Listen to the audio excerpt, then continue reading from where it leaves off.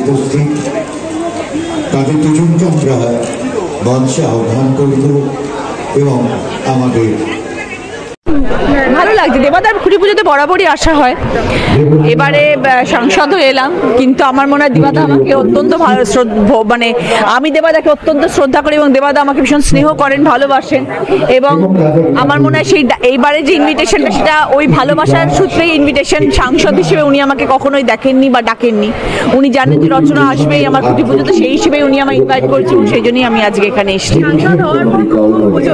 কি প্ল্যান রয়েছে? সাধারণত পুজো কলকাতা থাকা হয়, এবার মনে হয় কলকাতা থেকে বেশি হুগলিতে থাকা হবে, কারণ হুগলির মানুষ আশা করে থাকবে যে আমি তাদের সাথে থাকি এবারে পুজোয়। আর যতটা না পুজো তার থেকে বেশি জগদ্ধাত্রী পুজো ওখানে থাকতে হবে। এর আগে হুগলি ঠাকুর দেখা হয়েছে? না না, কখনো যাইনি, কলকাতা ছেড়ে কোনোদিন আমি যাইনি পুজো ছেড়ে, কখনোই না। কিন্তু এবারে মনে হয় একটু ব্যতিক্রম হবে, একটু বাইরে যেতে হবে। ও নিশ্চিত, ত্রিধারার পুজো তো যে 3-4টি পুজো কলকাতার দি বেস্ট পুজো, তার মধ্যে একটি পুজো তো ত্রিধারা পুজো। লক্ষ লক্ষ কোটি কোটি মানুষ আসে এখানে দেখতে, আমিও আসি এবং সবাই মুখিয়ে থাকে এবারে কি প্যান্ডেল হতে চলেছে আর কি, এরকম একটা ব্যাপার। এবারেও সবাইকে আমি আমন্ত্রণ জানাবো, আপনারা সবাই ত্রিধারাতে আসবেন। সংসদ হওয়ার পর সাংসদের প্রথম কিরকম অভিজ্ঞতা? খুব ভালো অভিজ্ঞতা গো, দারুণ অভিজ্ঞতা, মানে পরম পাওয়া বলে মনে হয় জীবনে। আরো মনে হয় যে মানে ওইখানে বসলে মনে হয় যে বাপরে কোথায় বসে আছি এবং কত দায়িত্ব কত কাজ আমাকে করতে হবে, কারণ মানুষ আমাকে আজকে এখানে পাঠিয়েছেন। হুগলির মানুষের ভালোবাসায় আশীর্বাদে আমি ওই জায়গায় আজকে পৌঁছেছি, তো দায়িত্ব প্রচুর এসে যায়, মানে ওখানে বসলেই মনে হয় যে আমাকে এবার কাজ করতে হবে। হুগলিবাসীকে কি বলবেন? সবসময় অগাধ ভালোবাসা, অনেক অনেক অনেক ভালোবাসা, এবং আপনাদের জন্য আমি আছি সবসময়, তাই বলছি, এবং সত্যি থাকবো এবং ভালো কাজ করবো। তাহলে এবারে পুজোতে রচনা ব্যানার থেকে হুগলিতে দেখা যাবে? হ্যাঁ, দেখা যাবে কিছু কিছু সময়।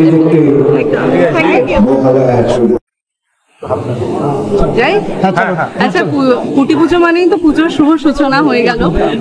প্রথমে জিজ্ঞেস করবো, পুজোটা তোমার কাছে কি? পুজো বলতে কি আসে? গান গান তো আছেই পাশাপাশি।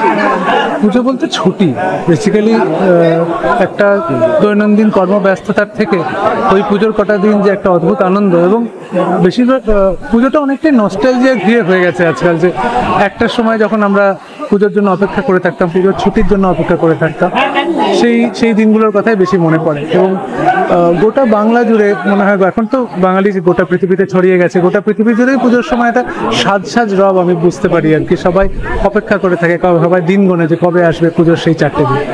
আচ্ছা, এখনের পুজোটা কি আগের পুজো থেকে অনেকটাই আলাদা? তোমার কাছে কত? আমার কাছে প্রচণ্ডভাবেই আলাদা, তার কারণ হচ্ছে যে আমার যেহেতু বিনোদন জগতে আমার বিচরণ আজকাল, যার ফলে মানুষকে বিনোদন দিতে আমাকে সঙ্গীত পরিবেশন করতে হয় বিভিন্ন জায়গায় গিয়ে, বিভিন্ন মঞ্চে গিয়ে। এই পুজোতেও করতে হবে, শহরে থাকা হবে না। সুতরাং আগের যে মজাটা ছিল যে আমার ছুটি, এখন আমার ছুটি নয়, এখন মানুষের ছুটি, আমাদের বিনোদন দেওয়া সেই সময়টা কাজ। পুজোতে ঠাকুর দেখা আর হয় নাই?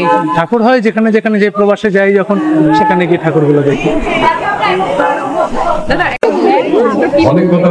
একদমই, মানে দুর্গাপুজো তো একটা ইমোশন আমাদের কাছে, তো সেটার জন্য খুবই এক্সাইটেড।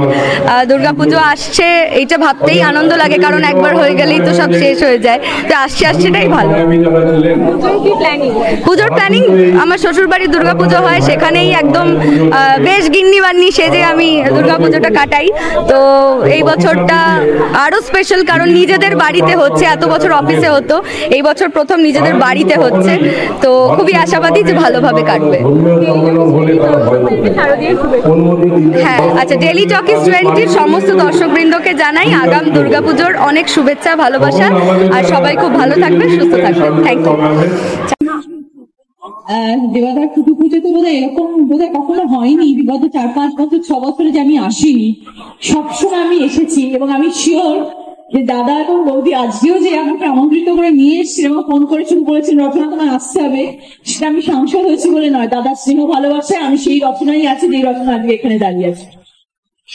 তো আমি সবসময় সেই মানুষটি আছি। আগে আপনাদের পন্ডিতদের থাকতাম, এখন আমি মনে করি পন্ডিতেরই মানুষ, কারণ এত বছরের স্মৃতি এখানে রয়ে গেছে আমার। হতে পারি খুব দূরে চলে গেছি, কিন্তু আপনাদের সাথেই আছি সবসময়। কলকাতার মানুষ ভুলে গেলে হবে না, যতই হুগলিতে যাই না কেন।